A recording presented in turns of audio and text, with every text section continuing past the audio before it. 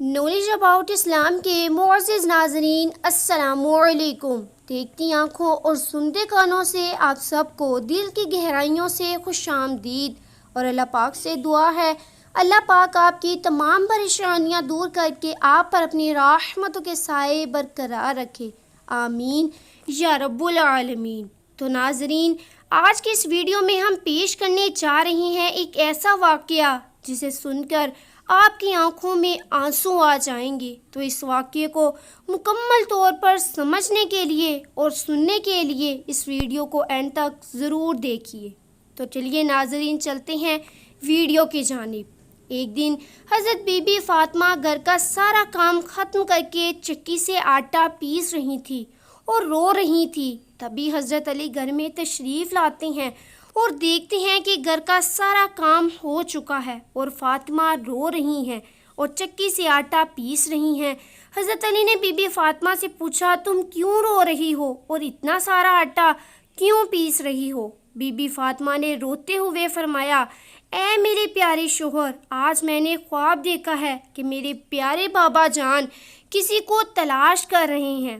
میں نے ان سے پوچھا، اے میرے پیارے بابا جان، آپ کس کو تلاش کر رہے ہیں؟ میرے ابا جان نے فرمایا کہ اے بیٹی فاطمہ، میں تجھی کو ہی تلاش کر رہا ہوں، اور فرمانے لگے کہ اے فاطمہ، تو سحری کر علی کے دسترخوان پر اور افطاری کرنا میرے ساتھ، اپنے پیارے بابا جان کے ساتھ۔ بی بی فاطمہ رو رو کر اپنے پیارے شوہر سے فرمانے لگیں کہ آج کا دن میرا اس دنیا میں آخری دن ہے، آج میں نے اللہ پاک کو پیاری ہو جانا ہے۔ حضرت علی اس بات کو سن کر بہت رونے لگے اور فرمانے لگے، اے فاطمہ، ابھی تک تو پیارے نبی کریم صلی اللہ علیہ وسلم کے بچھڑنے کا غم ہمارے سینے میں موجود ہے، اور تم اپنے بچھڑنے کی بات کر رہی ہو، میں تمہاری اس جدائی کو کیسے برداشت کروں گا؟ تو بی بی فاطمہ فرمانے لگی، جس طرح آپ نے میرے ابا حضور کی جدائی کا غم برداشت کیا ہے، اسی طرح میری جدائی کا غم بھی برداشت کر لیجئے گا۔ حضرت علی روتے ہوئے پوچھتے ہیں کہ اتنا سارا آٹا کیوں پیس رہی ہو اور یہ پانی کیوں گرم کر رہی ہو؟ بی بی فاطمہ رو کر فرمانے لگیں، میں پانی اس لیے گرم کر رہی ہوں تاکہ اپنے دونوں بچوں کو، اپنے لختے جگروں کو اپنے ہاتھوں سے آخری بار نہلا سکوں۔ میں آٹا اس لیے پیس رہی ہوں کہ میرے بعد میرے بچے اور آپ اس آٹے کی روٹیاں بنا کر کھا سکیں۔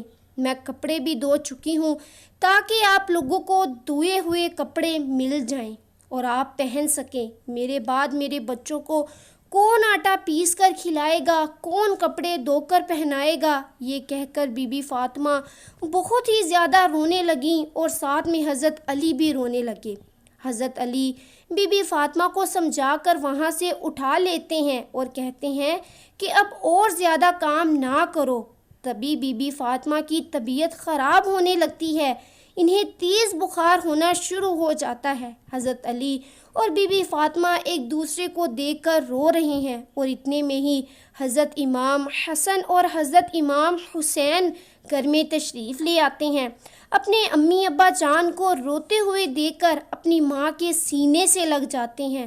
ذرا سوچئے وہ کیسا منظر ہوگا جس ماں کو پتہ چل جائے کہ آج مجھے اس دنیا سے اپنے لختے جگروں کو چھوڑ کر رخصت ہو جانا ہے، اور میرے بعد میرے بچوں کا کیا بنے گا؟ انہیں کپڑے کون پہنائے گا؟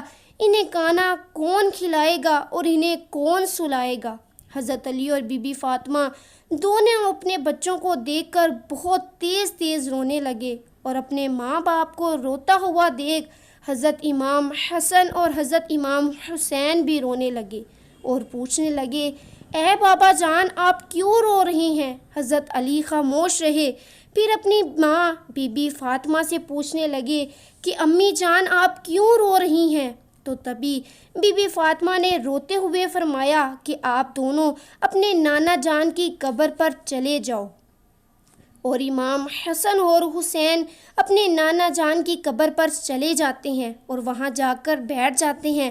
تبھی قبرستان سے آواز آتی ہے، میرے پیارے بچوں، تم اپنی ماں کے پاس واپس لوٹ جاؤ، میرے پاس تو تم آتے ہی رہو گے، لیکن آج اپنی ماں کو جی بھر کے دیکھ لیجئے، آج کے بعد تو آپ تمہاری اپنی ماں کو کہیں نظر نہیں پاؤ گے۔ اپنے نانا جان کی بات کو سنتے ہی وہ گھر کی طرف دوڑتے ہیں اور اپنی ماں کے سینے سے لگ کر خوب روتے ہیں۔ حضرت علی بھی خوب رو رہے ہیں، بی بی فاطمہ بھی رو رہی ہیں۔ تبھی بی بی فاطمہ کی طبیعت اور زیادہ خراب ہو جاتی ہے اور حضرت علی کو اپنے پاس بٹھا کر 3 باتیں کہتی ہیں۔ پہلی بات، میں نے آپ کی خدمت میں آپ کی نافرمانی کی ہو، آپ کا کوئی حکم نہ مانا ہو تو مجھے معاف کر دیجیے گا۔ حضرت علی روتے ہوئے فرماتے ہیں، اے فاطمہ، تم نبی کی بیٹی ہو اور جنت کی عورتوں کی سردار ہو، تم نے اپنا حق پورا ادا کیا، مجھے آپ سے کوئی شکوہ نہیں۔ روتے ہوئے پھر بی بی فاطمہ دوسری بات کہتی ہیں، اے میرے پیارے شوہر، جب میں اس دنیا سے رخصت ہو جاؤں تو آپ کو دوسری شادی کی اجازت ہے کہ آپ دوسری شادی کر سکتے ہیں، اور میرے بعد میرے بچوں کا خیال رکھیے گا، ان کو ماں کی کمی محسوس نہ ہونے دیجیے گا۔ اور حضرت فاطمہ کی تیسری بات آپ کو حیران کر دے گی۔ آپ روتے ہوئے کہتی ہیں کہ جب میں اس دنیا سے وفات پا جاؤں تو آپ میرے جنازے میں کسی کو بھی نہ بلائیے گا۔ یہ بات سن کر حضرت علی حیران ہو جاتے ہیں اور کہتے ہیں کہ اے فاطمہ، آپ نبی کی بیٹی ہو، پھر تمہارے جنازے میں کیوں نہ کسی کو بلاؤں؟ تو بی بی فاطمہ روتی ہوئی فرماتی ہیں، میں نے اپنے آپ کو آج تک پردے میں رکھا ہے، مجھ پر کسی غیر مرد کی نظر نہیں پڑی، اور نہ ہی میں چاہتی ہوں کہ میری وفات کے بعد بھی مجھ پر کسی غیر مرد کی نظر پڑے۔ شام کو جب اندھیرا ہو جائے تو آپ مجھے دفنا دیجیے گا۔ یہ باتیں سن کر حضرت علی بہت رونے لگے، بی بی فاطمہ بھی رونے لگیں، حضرت امام حسن اور حسین بھی رونے لگے۔ ذرا سوچئے وہ کیسا منظر ہوگا کہ ایک ماں اپنے بچوں سے ہمیشہ کے لیے جدا ہو رہی ہے اور اس کے بچے اس کے سینے سے لگ کر رو رہے ہوں۔ اللہ اکبر! اور بی بی فاطمہ اتنے میں ہی اللہ پاک کو پیاری ہو جاتی ہیں۔ آپ کو کفن پہنایا جاتا ہے اور جنازہ اٹھایا جاتا ہے۔